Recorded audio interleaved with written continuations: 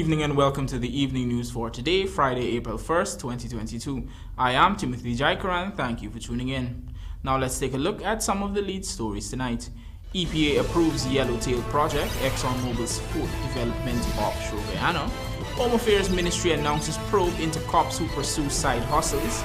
Local manufacturing sector working to boost regional trade, build more partnerships as GMSA. $600,000 per year dialysis assistance distributed to scores of patients, and BERBICE businesses aiming to take advantage of CPL tourism rush. Now for the news in detail. The Yellowtail development, which will be oil giant ExxonMobil's fourth development in Guyana's waters, is projected to be the single largest development so far in terms of barrels per day of oil, with a mammoth 250,000 barrels per day targeted. This project has been granted approval by the country's Environmental Protection Agency, paving the way for production activities to come on stream by 2025. Here's our lead story tonight. According to the EPA, an environmental permit was granted for 5 years to ExxonMobil's local affiliate ESSO Exploration and Production Guyana Limited to undertake the construction and operation of production facilities in the Stabroek Block offshore Guyana. In approving the permit, the agency considered the technical review and recommendations from a team of independent international experts and the Environmental Assessment Board.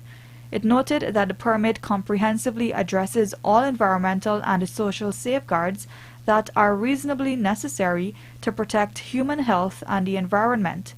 Key provisions in the permit include the prohibition of routine flaring with exception for startup and special circumstances, oil spill response and financial assurance, with EEPGL liable for all costs associated with cleanup, restoration and compensation for any pollution damage that may occur as a consequence of the project, as well as parental guarantee from ExxonMobil.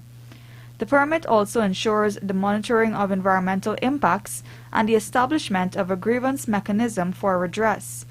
While the EPA has granted the environmental permit, ExxonMobil will now have to await approval from the government for the project.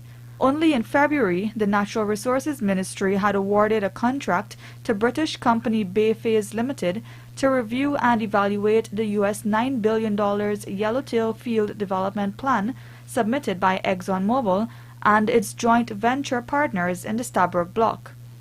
The Yellowtail development is set to commence production in 2025, targeting 250,000 barrels of oil per day. ExxonMobil has said it anticipates at least 6 projects offshore Guyana, with its second development, the Liza Phase 2 project, starting production in February, while the third, Payara, is on track for a 2024 startup. Minister of Home Affairs Robeson Ben has promised to launch an investigation into police officers who might be abusing their positions of power to operate private businesses or side hustles. Lawanda McAllister tells us more. Ranks of the Guyana police force who have taken on second jobs or have engaged in other businesses while under the employ of the government will now be investigated by the Home Affairs Ministry. This was announced recently by Home Affairs Minister Robeson Ben, who noted that there is a rule that prohibits the officers in the force from having second jobs. His remarks was in response to comments made by President of the Minibus Association, Ian Andrews, who said many buses on the parks are owned by police officers and oftentimes they are the ones flouting the law. Yeah, well, there is actually a rule against, I'm told, in the police force that they should not be involving any private businesses.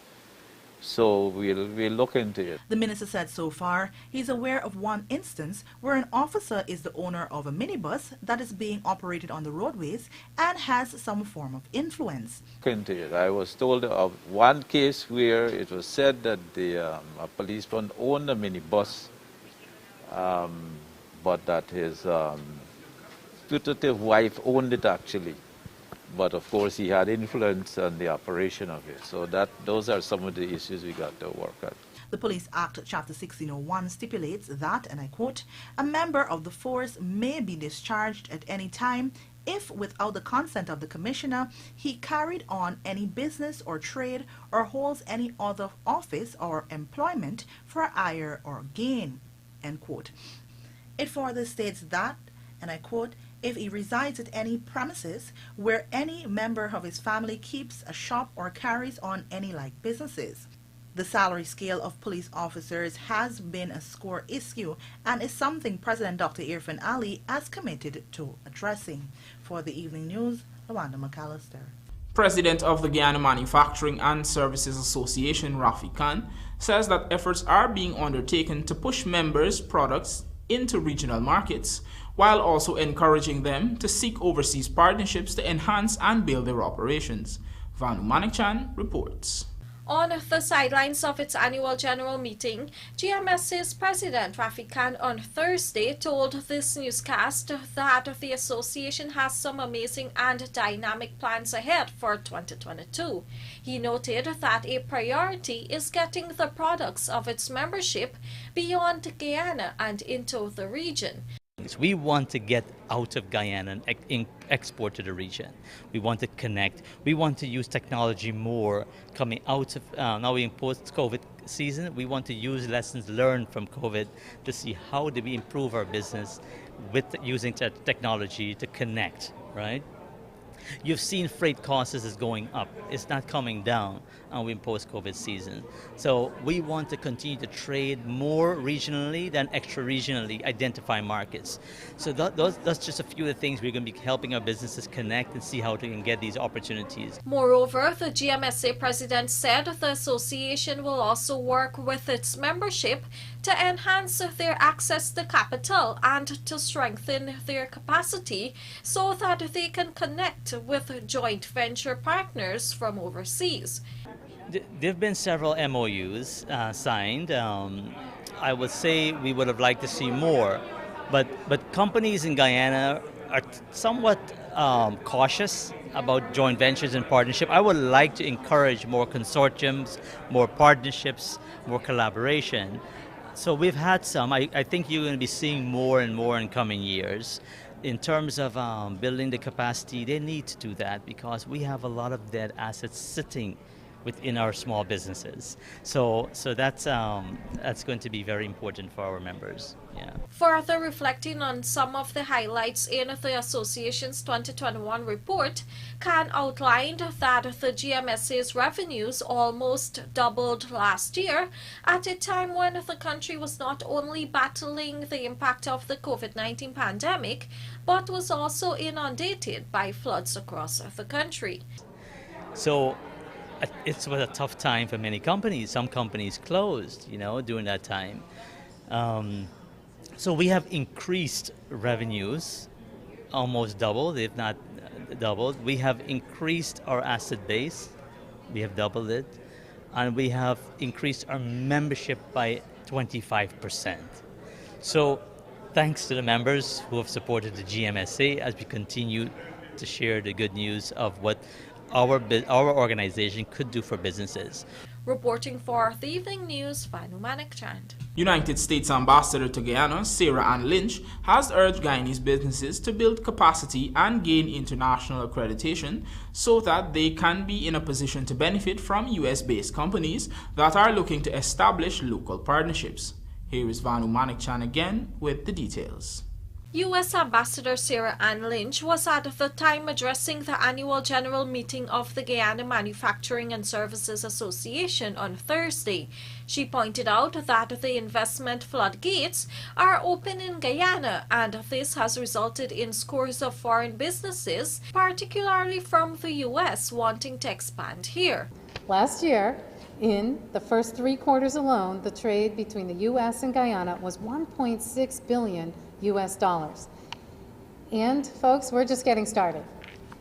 US companies are ready to partner in a number of areas, not just in oil and gas, but also in infrastructure, agriculture, healthcare, services, tourism, and so many more sectors.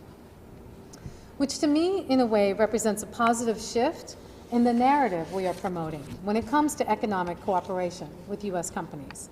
The U.S. diplomat went on to outline the importance of economic diversification to Guyana's prosperity as well as to safeguard against the Dutch disease. As such, she encouraged Guyanese businesses to consider partnering with U.S. firms. In the same breath, however, she acknowledged the high standards, rules, and regulations that U.S. companies often require when seeking local partners, and consequently urged Guyanese businesses to work on building their certifications and to adhere to other international standards. Now, of course, these firms, though, have high standards and lots of rules, which will likely require their own vetting of partners.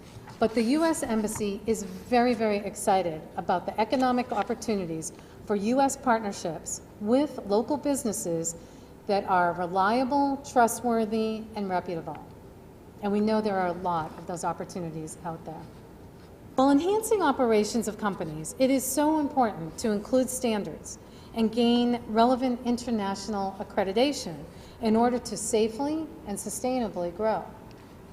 And accreditation is not merely a credential, but rather throughout the process, it can create new opportunities for businesses to consider and utilize. Ambassador Lynch further noted that the arrival of American firms here is not necessarily more competition, but can serve as partnerships for Guyanese businesses to benefit from expertise and resources, while at the same time motivate them to improve their goods and services.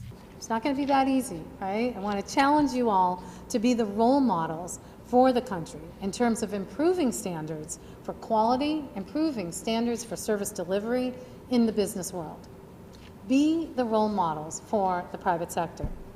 You're in the limelight, you're on the world stage. I urge you to use your positions to be responsible leaders, be innovative leaders, and commit to making international standards work for your companies.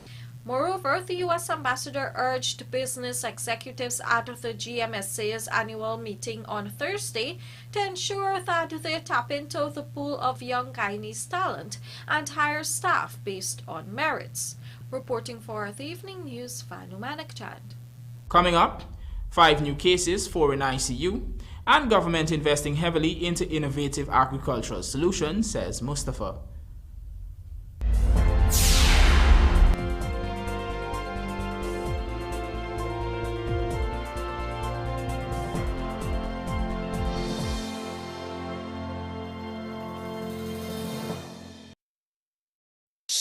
It happens. Your septic tank is full. All the waste from your toilet goes into your septic tank through the sewage line. When your tank is full, the 2 most common indicators are an overflowing tank and an overflowing toilet. It is recommended that Sevon's Waste Management empty your septic tank every 2 to 3 years to avoid any embarrassment. And before you can say, shh, it's gone. Call Sevon's Waste Management today at 218-1455 or 218-1156. The revenue Guyana receives from oil production increases with the startup of each new offshore development. So far, Liza Phase 1 and 2 are projected to bring in around $1 billion this year. A third project at Payara is already approved, and the fourth at Yellowtail is pending approval. Combined, these projects will generate over 800,000 barrels of oil per day by 2026 and more than quadruple the oil revenues for Guyana. At John Lewis Styles, we carry only first quality men's and women's clothing, footwear, and accessories. As authorized dealers, our items come directly from the manufacturing brands and are available in all sizes and colors. What we sell was never on display in another store. It's time you know the truth about what you buy. Come visit us on Waterloo Street. John Lewis Styles. Simply different. Looking to bring your dream home to reality or simply taking on a home improvement project? Then National Hardware Limited is where you should start. Let us put that touch to your home.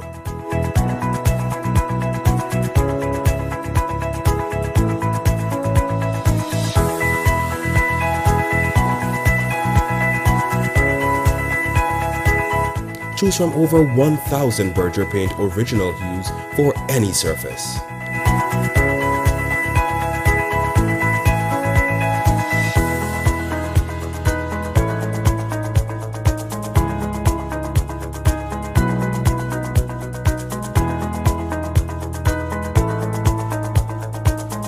we are known for our trusted brands such as Westinghouse, Philips, Satco, Rubbermaid, Pyrex, Gibson Home, and so much more.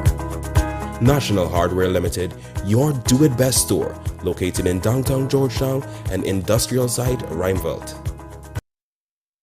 Oh, how I love my Fruta. Wherever you're pouring, I know if you love Fruta as much as I do, you'd go for the 1 liter. It's the same great taste, same trusted goodness, packed with vitamins for the whole family. But now it's just a whole lot more for you to enjoy. Only $380 nationwide. Fruta.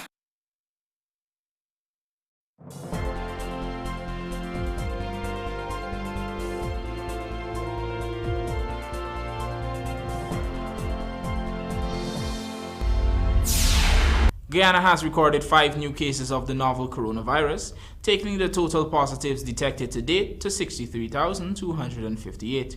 There are 4 persons in the ICU, 8 in institutional isolation, 66 in home isolation, and 11 in institutional quarantine. Recovery stand at 61,954, while the death toll remains at 1,226. The Health Ministry on Friday commenced the distribution of $600,000 per patient dialysis initiative, an annual distribution that will continue to offset expenses for treatment. Rupasina Ryan has the details. As government moves to ease the costly expenses attached for treatment of dialysis patients, Health Minister Dr. Frank Anthony has announced that mechanisms will be put in place for the public sector to process laboratory tests.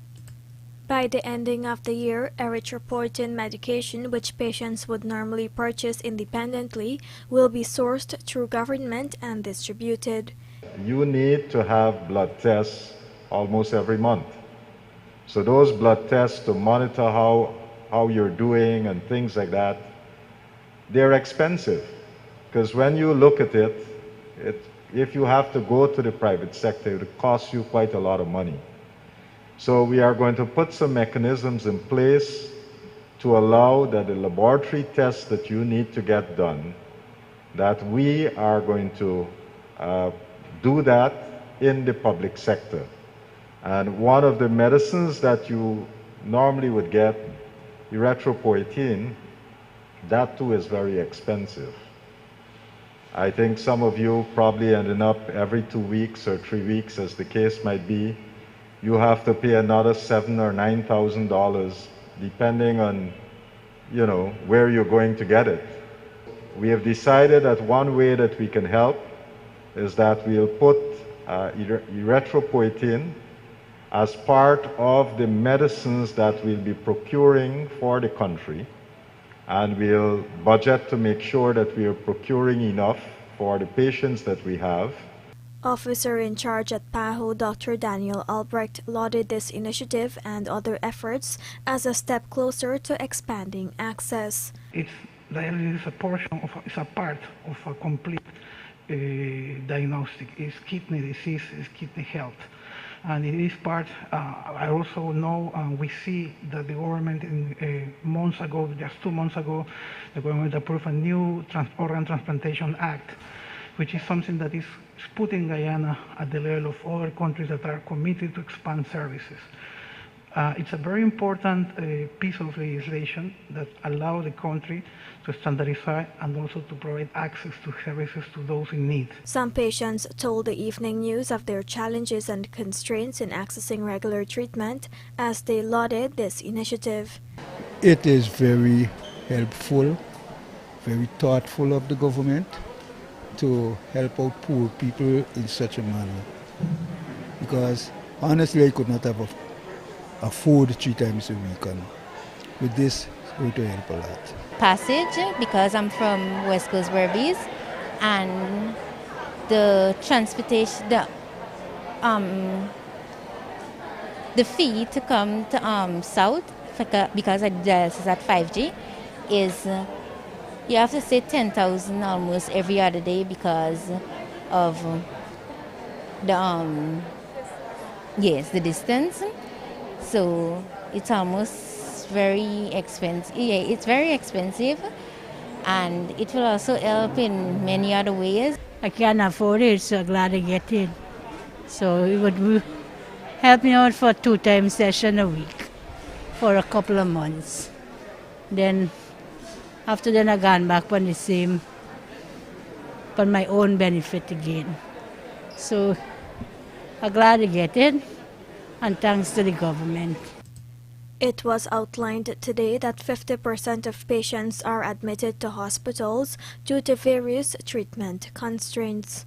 Rupa Sinarain, The Evening News. Guyana is well on its way to developing innovative ways to increase food production.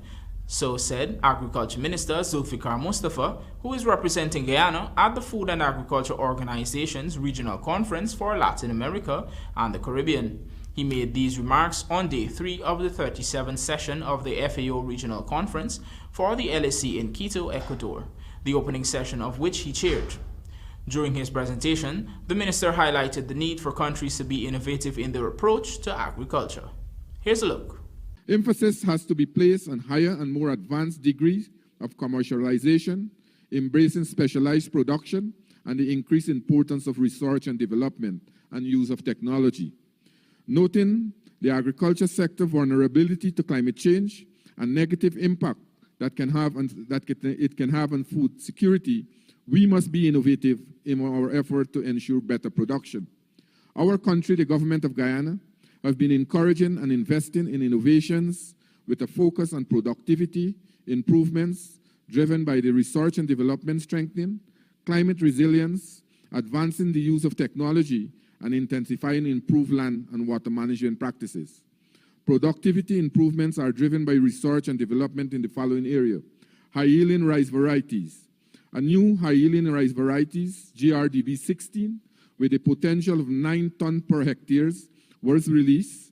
This variety of rice has benefits such as higher yield, only 110 days to maturity, and it can germinate in water of up to 9 inches. And I want to say here that we have moved with this variety, moved the national average of 39 bags per acre to just around 60 bags per acre. That's the way we have involved research. Biofortified rice. There have been very successful trials of biofortified rice, which is intended as a sustainable, cost-effective means of delivering target micronutrition to the population that have weak access to such diet. Livestock, Guyana is making strides into improve research and technology in the livestock subsector by refocusing effort in the research station and developing desired genetic material for livestock species. Public-private sector partnership and involvement and support is being encouraged in this area. In 2022, in excess of 200 shade houses is targeted for construction. The government as well recently launched an agriculture and innovation entrepreneurship program where 300 shade houses will be constructed with a focus on the efficient and sustainable production of niche vegetables, high-risk commodities such as cauliflower, broccoli, carrot. This project targets youth with BSc and certificate in agriculture. We also have embarked on hydroponics. Flood early warning system we have started. We have had those in our budget. We have also started innovation in digital solution, where we are using drone technology to help us to improve our production and productivity. With a massive influx of tourists expected in the country for the next 3 years, when Guyana will be hosting the CPL finals, businesses in Region 6 East BERBICE quarantine are brainstorming ways in which they can capitalize on the opportunities that would become available. Our BERBICE correspondent, Arju Carmichael, tells us more. The BERBICE Chamber of Commerce and Development Association, the Central Quarantine Chamber of Commerce, and the Upper Quarantine Chamber of Commerce all have the same agenda. That is to take advantage of any business opportunities which may be available as Guyana prepares to host CPL finals for the next 3 years, beginning September 30th, 2022. This was discussed on Friday during a meeting with the business community and Tourism, Industry and Commerce Minister Onij Waldron. Minister Waldron, who met with the 3 chambers at the Central Quarantine Chamber's office at Rose Hall Town Quarantine, said the activity allowed for her to hear from the private sector about issues affecting members and, as a policy maker, to come up with possible solutions. You got to hear from the ground, from people who are actually operating the day-to-day business and what it is that is affecting them. So as government, we can come up with solutions, at least suggest solutions, or when we go back to Georgetown in terms of building out policy for business development and support, that we take into account what it is that that are really affecting businesses. Based on some of the issues raised during the meeting, the tourism minister made some immediate interventions with the aim of ensuring easy access to information and services being offered through her ministry. Immediately, we're setting up an officer from the Small Business Bureau and the ministry to come and train. They will have a help desk here. So there is that disconnect, from a distance. We're going to have a point person here that they can use, and we will be in contact with in terms of getting applications, import-export license, getting application for the Small Business Bureau. We're going to have a help desk set up here at the central quarantine. We were more concerned about the president or the government of Guyana investment into T20 cricket, the IPL, which Guyana, you would have heard by now, has announced that is will be the host for the next 3 years to come. It's a big, sizable investment. The president is very passionate about this investment with the government of Guyana, and we want to make sure on the short term end that Region 6 be maximum beneficiary of this activity. Today was the first time I've met with the Minister of Tourism and Industry, which is important for us as a chamber, because that's ministry where our chamber falls under, and as a business too, it's where our business falls under as well. So the discussion was healthy, and a good thing comes out of the short time, which I like as well. Meanwhile, Minister Waldron also was expected to meet with farmers in Region 5. Some farmers do not know that we have signed an agreement with Barbados for the food terminal, where we're going to have all of our farmers could take this opportunity to ship produce to Barbados for sale. And so this is a prime opportunity for them to let them know there is going to be the Agri to Investment Forum that is coming up in May right here, that is co-sponsored by CARICOM. Andrew Carmichael, The Evening News. As the government of Guyana continues to build a modern healthcare system, the Georgetown Public Hospital Corporation has recorded another significant advancement by conducting its first ever laparoscopic bariatric surgery. LaWanda McAllister has the details. On Tuesday, during a press briefing hosted by the Georgetown Public Hospital, it was announced that the record-setting surgery was conducted 6 weeks ago by Dr. Hemraj Ramcharan, an advanced laparoscopic surgeon, and his team on a 32-year-old Tika Singh, a mechanic from Industry East Coast, Demerara. The patient had been struggling with obesity since childhood, which caused several other health complications. He had initially visited the hospital for another condition when he was placed on a strict diet. After there was little to no results from the diet, he was told of the possibility of weight loss surgery, and he agreed. Singh, who started the journey with 402 pounds, now weighs 362 pounds, having lost a total of 40 pounds within 6 weeks. The expected outcome for the patient is that he would weigh only half of his pre-surgery weight in 6 months and only 1/3 of his pre-surgery weight in 1 year. Dr. Ramcharan told the media that the surgery has paved the way for the opening of a new surgical clinic at the Georgetown Public Hospital very soon. This is not the end. It's definitely going to lead to many other things. We're now going to make this a routine as we're starting a surgical weight loss clinic at GPHC, and persons in Guyana don't have to travel overseas to get this surgery. They can get it right here at GPHC. When asked about the cost of the surgery, Dr. Ramcharan said it is very expensive in other countries, but for now, GPHC is offering it for free. Meanwhile, Singh said the journey has been both challenging and rewarding, but he is grateful for the experience. He said that for years he was bullied verbally for being obese, and now he is more confident with the way he looks. I was big. Some people laugh at you, some people talk, you exercise, you this, you eat a lot, but it don't have nothing to do with eating and all of these kind of things, but the surgery is very good. So far, Singh is currently only drinking liquid and will be eased on to solid foods soon. He said even with a small intake, he hardly feels hungry and is awaiting for the results. He's encouraging persons who are obese and are interested in losing weight to take the leap because, according to him, it would be worth it. Reporting for the Evening News, Luanda McAllister. And now for a look at the bridge reports. The Demerara Harbour Bridge is scheduled to be closed on Saturday, April 2nd at 3 hours for a period of 1.5 hours. Meanwhile, the BERBICE River Bridge is scheduled to be closed on Saturday, April 2nd at 17 hours 10 for a period of 1.5 hours. Russell steals the show as KKR beat Punjab Kings, and Lusiknan Golf Club to host SDP Investments Inc. tournament this Saturday. Details of these stories and more in the Sportscast sponsored by Macorp coming up on the other side of the break.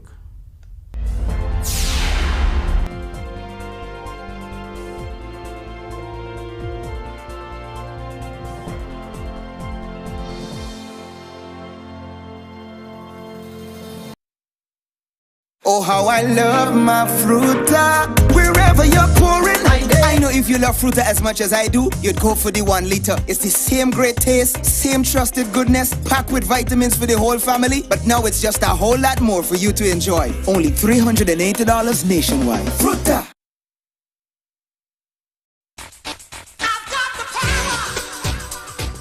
American-made Generac pressure washers from Sylvie's Variety Store give you the power you need to blast away dirt and grime. Providing the perfect cleaning power for any tough jobs around the house or business. From 2,500 to 4,000 PSI. So get the Generac pressure washer today with all the parts and accessories available from Sylvie's Variety Store.